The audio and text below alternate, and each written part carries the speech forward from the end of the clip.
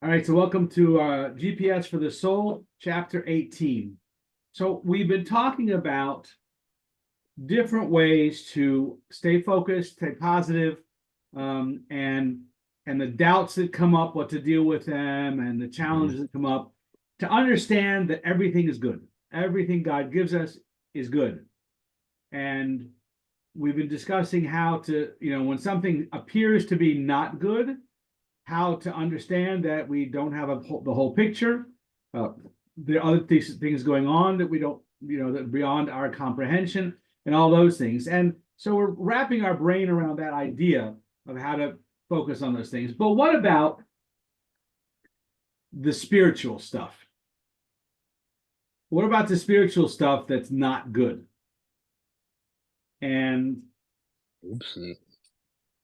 one of the situations that we're talking about is when our own spiritual woes come up, right? So now we're not talking about, all the other bad stuff, so to speak, that happens that we have to come to terms with. That stuff is all good, but no, some spiritual things that aren't good. And as always, that I would still love to share the story. I'm sure you guys have heard from me before of the two Russian brothers who ended up in prison for being too overtly Jewish in Russia, and they end up in the slammer, and one of them starts bemoaning the fact that there's a chamber pot in the room, and so he can't do his prayers. He can't, even the stuff he knows by heart, he can't do that, and he can't study things he knows by heart because it's an improper place for Jewish activities with a chamber pot in the room. And they're talking in Yiddish, and the other peasants in the jail cell don't understand it. And his brother tells him, "Hey, the same God that told you to do your prayers and study Torah all day is the same God that put us here and told us you can't study Torah and pray in such an environment. So we're fulfilling God's will.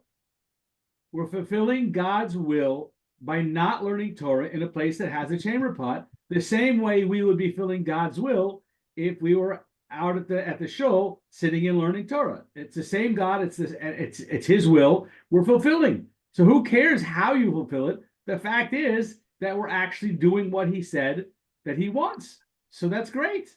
Mm-hmm. So they started singing and dancing, and they were pointing at the chamber pot and singing and dancing. All the noise calls in the jailer, and the jailer comes in, asks in Russian, the peasants, what's going on with these crazy Jews? And they said, "I don't know, but they're singing and dancing, pointing at the chamber pot." He said, "Well, fix that." They took out the chamber pot. But the essence of the story is, coming back to that same piece, is that the point is to fulfill God's will. That's the whole point, right? To draw ourselves closer to God and be closer to God. And anything that gets in that way, then that also is God's will. So how do we deal with those things, right? So on a personal level, it's the constant battle within ourselves between our Yetzer Tov and our Yetzer Hara. The good inclination, the evil inclination, the godly soul, the animal soul. There's this constant battle going on between them.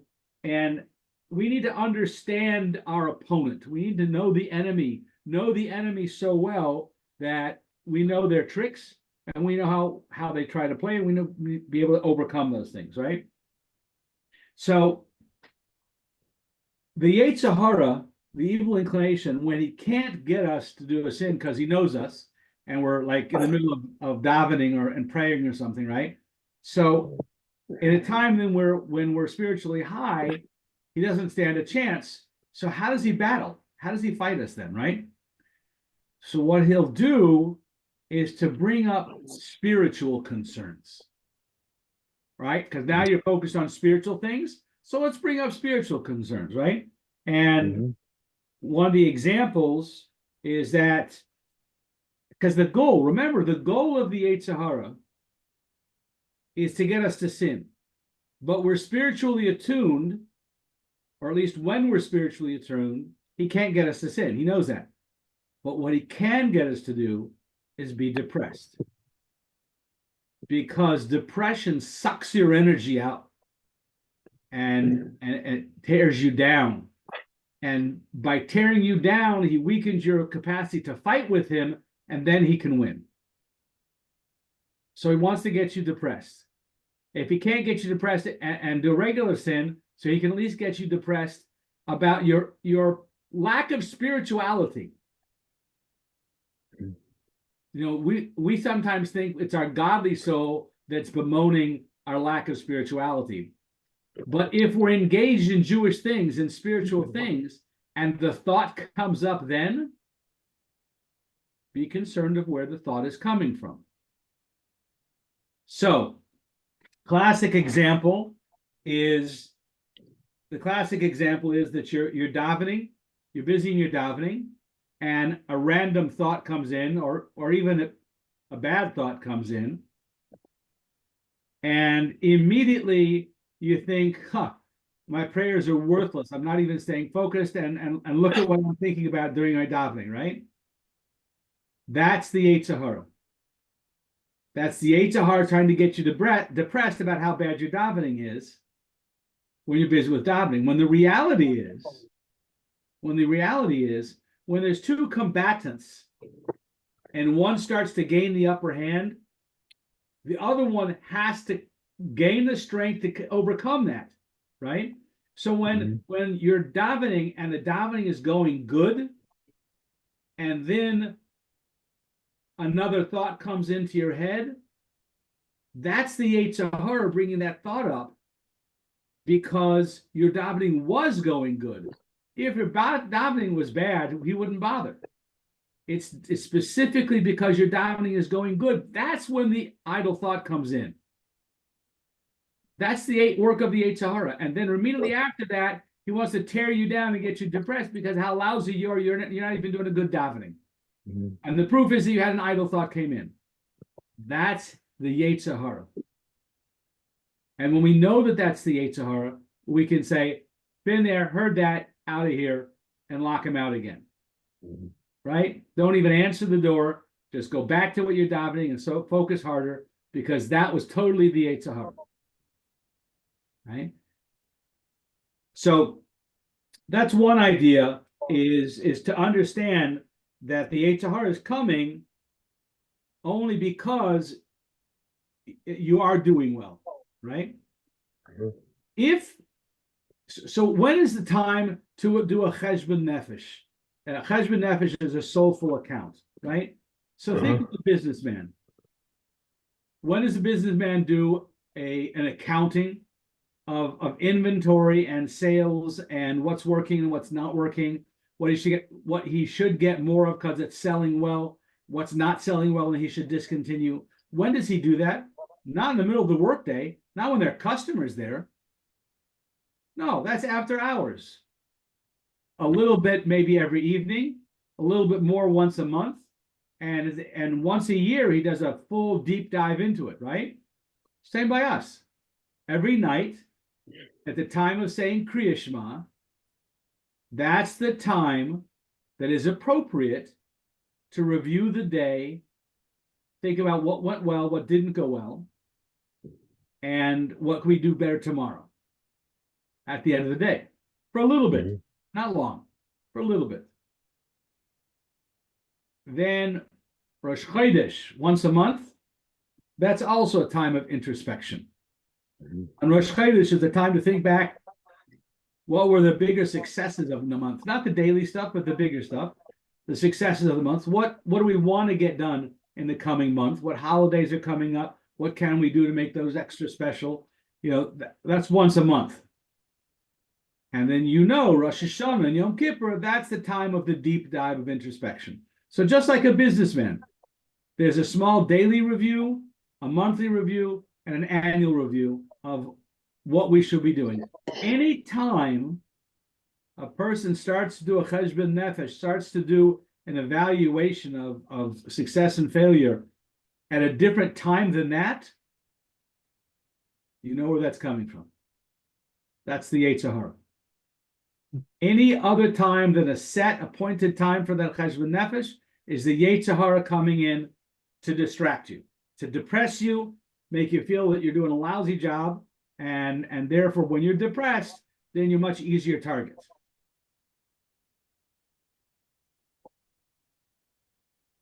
So the idea is to have a strategy and to know how to beat it, right?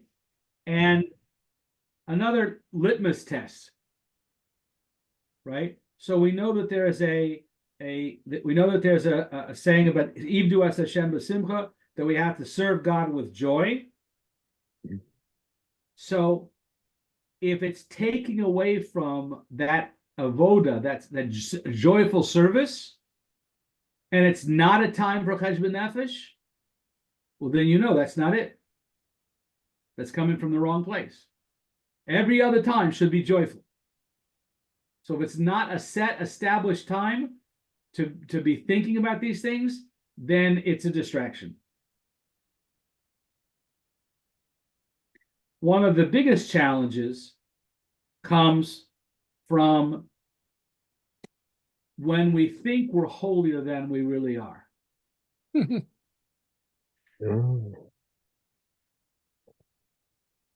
I have a friend who says when someone starts to tell him he's an idiot or that he's, bring his ego down, he says, I don't need you to bring my ego down. I'm married. That's good.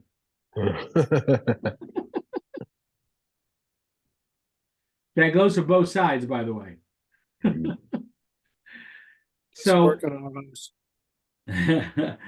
so the idea is that if we know we're not tzaddikim, we're not holy people, if we're not fooling ourselves by thinking we're such holy people, if we're not fooling ourselves, we realize that a Beinoni, the intermediate person, we talked about earlier in Tanya, right? The intermediary guy is the guy who thoughts will come up, but he won't entertain them, certainly not in thought, and certainly not in speech or action. And that guy's not a tzaddik, he's a Beinoni. Now, where does that leave me? Right? So on that scale of Russia, the wicked, there's the wicked who are totally lost. They have no remorse, they have no regret. And then there's the opposite side of the Russia, is the guy who he stumbles and he falls regularly. But he gets up and he gets back in the fight. And even though he's called a Russia, he's called a Russia b'toivlei, a wicked one, it is good for him, a wicked one who still knows the power of good, and that's where he's choosing to go.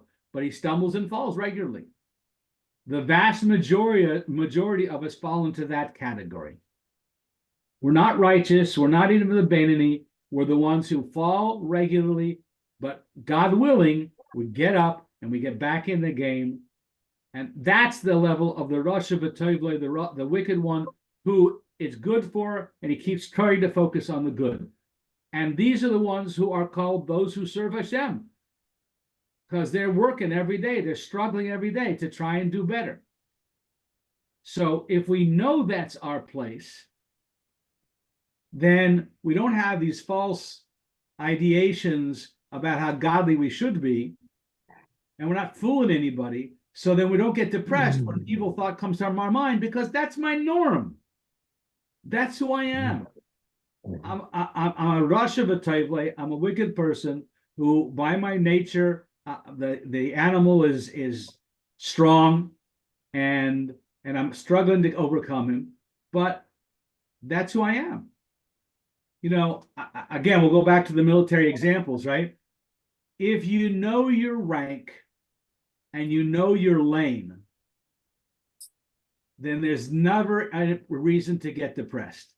Because as long as you're doing your job in your rank, in your lane, but when you think you should be promoted and you should be an officer, or you should, as soon as you start playing should be, now you're in trouble. Now you're in trouble. We are God's foot soldiers, where the day-to-day task is to try and bring light into this dark world. That's what we do. Just foot soldiers. And if we know our place, then we don't Our ego can't get involved in tearing us down and making us feel depressed because we ought to be better than this. We ought to be something else.